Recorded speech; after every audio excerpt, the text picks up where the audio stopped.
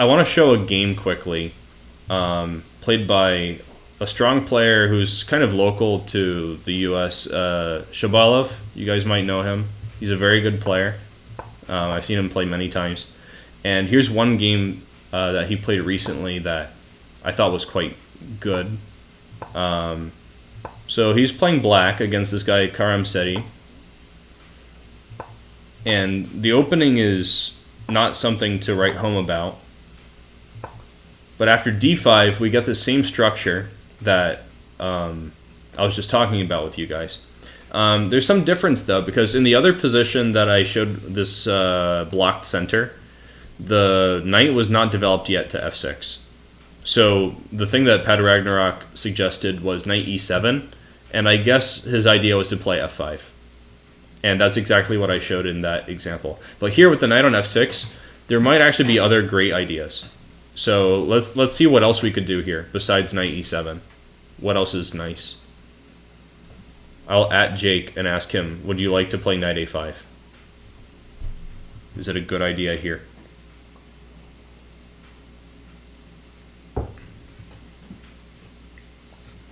And the reason that I'm looking at examples where the knight on c6 is hanging is because it makes it very obvious what your worst placed piece will be. Usually when a piece is under attack, it doesn't mean that's the worst placed piece. It's just that it means you need to deal with its long-term future starting right now. You're kind of pressured to make a good decision with the knight.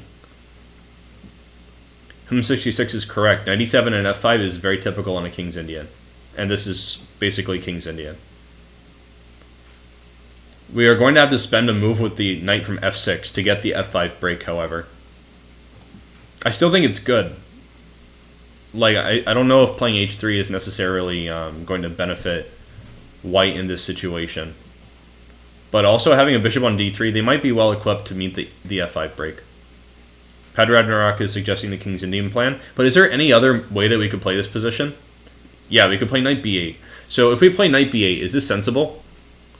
Jake's right. Knight a5 does have the same issue. It's b4. Yeah, so Him66 and Pat Ragnarok, they probably have different ideas, but they're agreeing it's knight b8. And this is what Shabalov played. Now, the position looks weird to a beginner. You know, the grandmaster is taking his knight and putting it back where it started the game. Almost like just a couple moves later, right? But there is a great purpose behind it. Now that the center is blocked, the interaction of the knight's field with the pawn's field is different. So it makes sense to go back. The notion of tempo is kind of just, I would say it's a didactic tool. I wouldn't say it's something to live your whole life by. Now in this position, they play knight h2. And after knight d7, the knight actually has a comfortable, flexible future. They didn't play knight c5 right away, because after knight c5, I guess maybe they would play... I'm not sure if it would be queen e2, rook e1, or f3. They all look somewhat plausible. But the knight actually has several good options here. The main issue is that there's this e-pawn here. They would love to put a knight on e5, but the pawn's in the way. So it might be worth keeping the knight there for a short time to see if you can get it on e5. So Shabalov played a flexible move. He played king h8. And sure enough, his opponent played f4. Now, the next move that he played, I think, is a little bit tricky to understand, just based on the arguments that I'm making today. But he played c6, which is taking advantage of the knight's pressure on the center and to destroy it. They played king h1, because if they take on c6, I think it's just like a disaster. Let's say they take. I guess taking back makes the most sense. Actually, maybe not. Maybe here knight e4 is better. I actually didn't check this beforehand, but I was thinking either to play for compensation after they play queen d6, or to play like this. And they're going to lose the e-pawn. I think this is probably what Shabalov intended.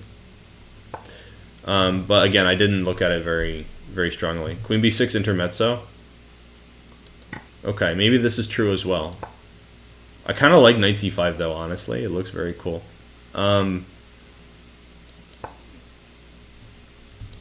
The reason this didn't like spring to my mind is that I don't know if I want my queen on c6. I think it has much greater potential than this. But this also looks really good. Knight c5's coming in. They would have to play passively, probably with like queen f3 and rook e1. In which case the pawn is interfering with the field of the rook and so on. So he played king h1. Makes sense. Hold on, let me drop a quote here. And after pawn takes, black is already better. This is a very unfavorable pawn structure. Because in order for them to defend this pawn long term, they will have to play c4. In which case, the knight on c5 will be extremely snug. Just pressuring the center squares. Actually, the reason the center is important is derived just from how the pieces navigate the center, in my opinion. Getting from one place to the other is easier if you stand in the center, for almost all pieces. So, Shabalov played knight h5, and after queen f3, pawn f4, bishop f4, I think he's just really doing super great. He played knight e5. Now, you might think, I said the knight is super good on e5, so why would he put it there when it can get taken?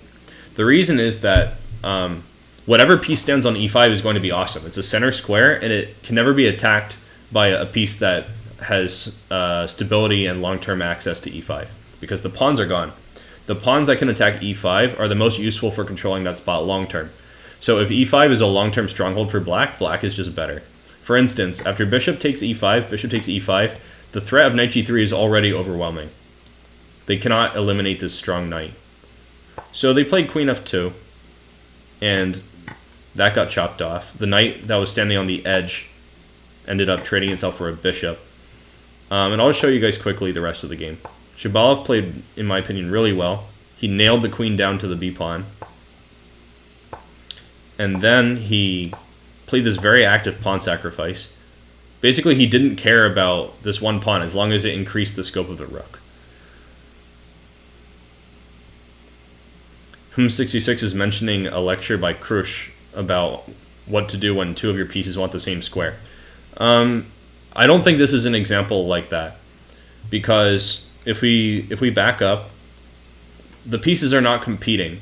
The bishop is happy to be on g7. It's exerting a long-term influence on all these weaknesses. The center squares, nothing's on them right now, but these are long-term weaknesses. So getting into the endgame, yeah, I will move this bishop, because these weaknesses will probably go away. But as long as they are there, this bishop is doing good.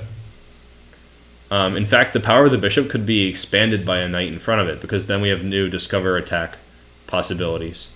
So I don't think they're really competing. This with a knight on d7, if this knight was over here, I would say the knights are competing for e5. But even then, we could use the c5 square. As long as we play like a5 and a4 and bolster it.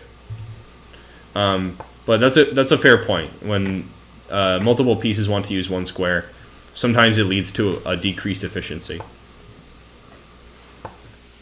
But anyway, Shabalov played this great pawn sacrifice. And white was rendered utterly passive. And so the rest of his pieces basically just walked in. And in this position, black is a winning move. See if you guys can spot the winning move. After this, Shabalov's opponent resigned. Karamsetty had to throw in the towel.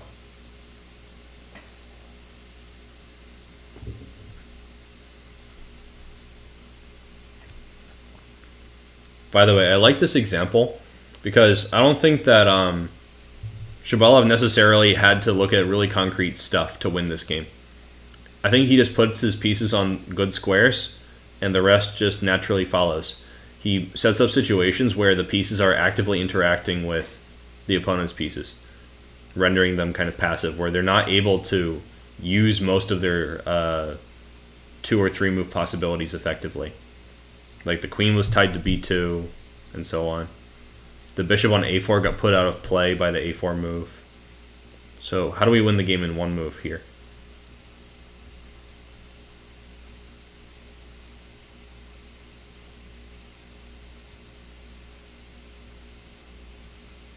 What's the secret?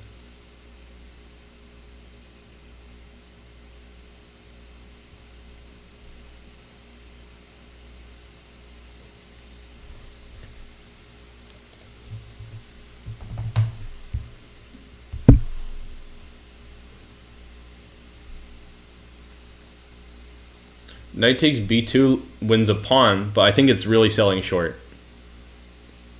Jake said rook e5. I don't know what that means.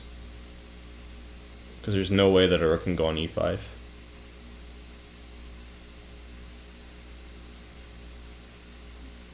This is basically a candidate moves exercise. Just look at a variety of moves. No, knight e3, I'm not sure what you're getting at. Maybe you want to win the d-pawn?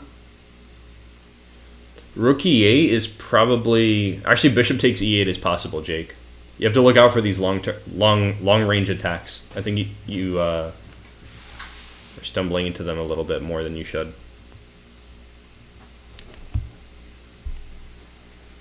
So just look at a variety of moves here. Variety of forcing moves. You'll definitely do it.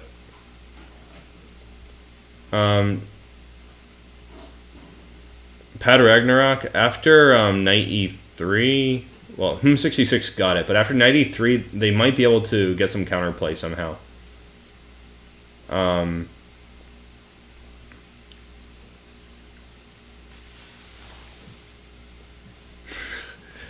Jake, multitasking, queen g1. The answer is knight b6. This just wins the bishop in one move. Maybe knight e3 is also okay, but I think knight a3 might just keep the game going. Let me see. Knight a3... Yeah, I think knight a3 might keep the game going there. But knight b6 is lights out. They have nowhere to put it. If they try a move like some counterattacking stuff, we just take on b1 and then take right here. So they resigned, losing a piece. So this was a neat example. He used this maneuver, knight c6 to b8 to d7. And it looks like a loss of time, but it's just that the knight is going to where it truly belongs, either c5 or in this case, e5. What would white play after knight e3? Maybe I'm a little delayed here, guys, so sorry about that. But after knight e3, I thought knight a3 was maybe holding.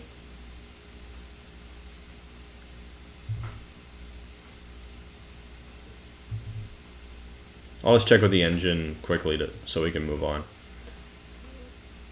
Knight a3 is the best move, but black is still clearly winning. I mean, they've been winning for a long time. Like, knight f5 is probably crushing here. We could also maybe take on d5. But I think knight b6 winning a piece is just simple chess perfection. It's good.